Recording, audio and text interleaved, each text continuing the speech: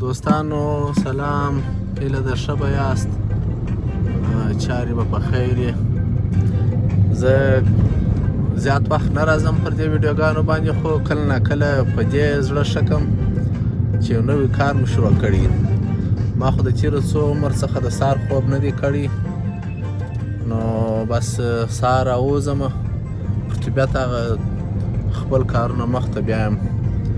نو د سهار خوب ډېر ناستې دي، هغه یو ورزشکاره وایي وایي که چیرې زما سیال د ملا پر اذانو راکښېني، ورزش وکړي یا تمرین وکړي، زه به د ملایانو د اذانو مخکې راکښېنم، تمرین به وکړم تر څو کامیابي ترلاسه کړم.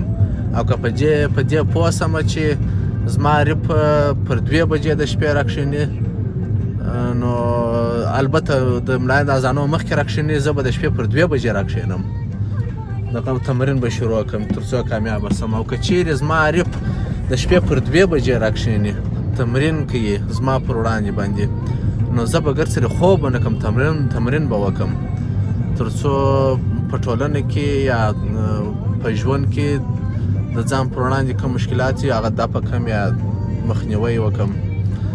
نو دا زما یو مشوره ده. داسې ډېر وختونه راغله چې ما به خوب د سهار د پرېښوي، بېرته به مې شروع کړي. ځینې وخت یو څه غیر ارادي ټولنه کې مشکلات ډېرې نه، یا ځینې وخت انسان نشي کولی مثلا چې زه خوب ونه کړم وکړم څه شي.